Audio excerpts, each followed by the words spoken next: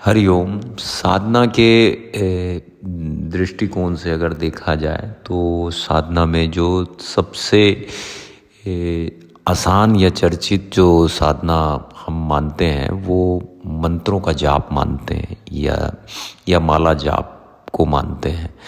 तो जितनी भी आसानी से करने वाली जो साधना होती है उस पे गुरु एक मंत्र दे देता है अपने शिष्य को या अपने भगत को, और वो उसका अभ्यास करता रहता है और उसके अभ्यास करते करते उसके जीवन में बदलाव आते जाता है और बहुत सारी उन्नतियाँ और बहुत सारी उपलब्धियाँ उसके जीवन में उस क्रिया को या उस मंत्र को लेने के बाद में या जपने के बाद देखी जाती है। ईश्वर रूपी जो कृपा होती है या गुरुओं की जो कृपा होती है वो मंत्र लेने के बाद में आती है, लेकिन मंत्र को जपना पड़ता है और जपते जपते आपको उस पे एकाग्रचित्त होना पड़ता है, तब ये और अच्छे से लाभ प्रदान करता है या आपको ये चीज़ माने कि आपकी भक्ति में या आपकी विरक्ति में ये उन्नति देता है।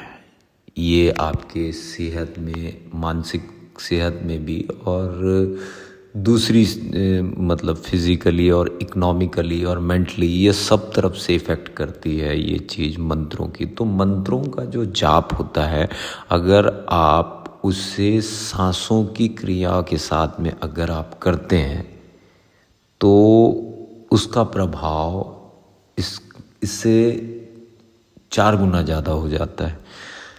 वो क्यों होता है वो भी मैं आपको बताता हूँ इस वीडियो में। देखिए, आपने जो मंत्र लिया अपने गुरु से वो आप बहुत बहुमूल्य है, बहुत मतलब आपकी आस्था है आपके गुरु में, और आपके गुरु ने अगर कोई मंत्र दिया है आपको तो वो ईश्वर रूपी है, क्योंकि हम गुरु को ईश्वर मानते हैं।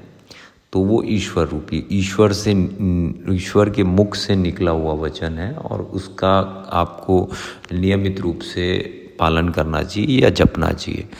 लेकिन अगर हम सांसों की क्रिया अगर हम उसमें जोड़ते हैं तो देखिए उसमें एकाग्रता घटित होने लग जाती है। जैसे जीवन में आप कोई भी कार्य कर रहे हैं, चाहे आप इंटरनली कर रहे हो, चाहे आउटरली कर रहे हो, चाहे आप ध्यानिक कर रहे हो या बाहर के कोई कार्य कर रहे हो, तो उसमें जो सबसे ज़्यादा शेष बात जो सबसे ज़्यादा इम्पोर्टेंट है, जिसकी ज़रूरत पड़ेगी वो है सांसें। वो है सांस का आना और जाना, क्योंकि जो प्राण होते हैं वो इन 2 चीज़ों से ही चलते हैं। तो सांसों का आना और जाना, ये जो चीज़ होती है यही आपके प्राणों को चला रही है। तो अगर आपने जो माला है या जो मंत्र है, अगर आपने उसको इन सांसों में पिरो दिया तो फिर ये जो एकाग्रता है ये घटित होने लग जाएगी। एकाग्रता इसीलिए बोलता हूँ घटित होने लग जाएगी क्योंकि व्याकुलता पैदा होने लग जाती है। जब भी आप अपने सांसों को अगर थोड़ा सा भी इधर से उधर करेंगे तो उसमें व्याकुलता पैदा होने लग जाती है। तो जो व्याकुलता की, जो सांसों की जो व्याकुलता जो पैदा होती है शरीर के अंदर में या मस्तिष्क के अंदर में, उस समय किसी भी कल्पना का या किसी भी कामना का या किसी भी भाव की जगह नहीं रह जाती। वो शरीर पहले बोलता है कि ये सब तो बाद में, पहले तू सांस को ले। तो ये जो सांसें हैं इसको आप अगर मंत्रों को अगर इन सांसों के रूप में अगर ढालने लग जाते हैं तो आपको मंत्रों का तो जो आपको लाभ मिलेगा ही, जो आपके गुरु से मिला है। साथ साथ में जो आपकी जो सांसें हैं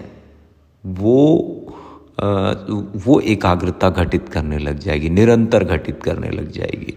शुरुआत के कुछ दिनों में ऐसा होता है कि इसका अगर आप अभ्यास करेंगे तो आप जहाँ पर आप बिना सांस के आप 4 माला करते हैं तो आप इस विधि के साथ अगर जाएंगे तो आप 2 ही कर पाएंगे। लेकिन आप एक चीज़ देखेंगे कि जो बेसिक जो चीज़ें हैं, जैसे मेरुदंड सीधा रखना, आसन पे एकाग्रचित्त रहना, आंखें बंद रखना, और ये सांसों को अपने मंत्रों में पिरो पिरो के अगर 2 माला भी अगर आप करोगे तो आनंद पूर्वक आप इस चीज़ को आगे अगर अभ्यास में रहेंगे तो आनंद पूर्वक इस चीज़ को आप आगे बढ़ा सकते हैं। और इसका लाभ जो होगा वो एकाग्रता में समझ आएगा आपको। एकाग्रता बिल्कुल घटित होनी ही होनी है इसमें। इस पे देखिए, जैसे एक फॉर एग्जांपल मैं एक मंत्र लेता हूँ और एक एग्जांपल से मैं आपको समझाता हूँ कि मंत्र से, जैसे मैं ओम नमः शिवाय लेता हूँ तो देखिए, जैसे ये ओम से सांस आई, नमः में रुकी और शिवाय में बाहर। ठीक है, इस पे आपको आंतरिक रूप से ध्यान करना है।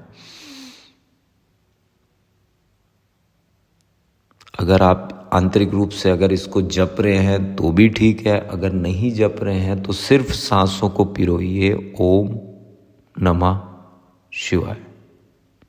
अब वैसे ही अगर आप कोई दूसरा मंत्र अगर आप लेते हैं तो आपको ऐसे ही त्रुटि करके अपने हिसाब से आपको जमा लेना है। हाँ, आप अगर इसका अभ्यास अगर आप करते हैं तो सांसें व्याकुल नहीं होनी चाहिए। ये देखिए, जैसे मैंने क्या किया, ओम में लिया, नमः में रुका, शिवाय में बाहर, बस ये इसी भांति आपको होना चाहिए। अब ऐसा नहीं होना चाहिए कि आप ओम में ज़्यादा ले लिए, नमः में कम रुके हो, शिवाय, ऐसा कुछ भी आप नहीं ऐड करेंगे। एकदम जितना ज़्यादा साधारण और सिंपल करना और क्रिया को करेंगे उतना ज़्यादा अच्छा। और इसको अपने अकॉर्डिंग अगर आप करेंगे तो बहुत सारी चीज़ें आप नहीं सीखेंगे। मैं सिर्फ आपको एक आउटलाइन बता रहा हूँ, अंदर आप घुसेंगे। अब जब आप अंदर अभ्यास करेंगे तो आपके और भी चीज़ें सामने आएगी। लेकिन डेफिनेटली ये काम करता है और एकाग्रता घटित होती है। और आप खुद देखेंगे कि आप इसके बाद में आप इसको करिए, उसके बाद में फिर आपको खुद ही समझ आएगा। मैं ज़्यादा कुछ इसके ऊपर से बोलूँगा नहीं, आपके खुद एक्सपीरियंस बताएंगे इसमें। हरिओम, मैं योगाचार्य शिवाय, doctor in naturopathy and yoga science. Her her Mahadev.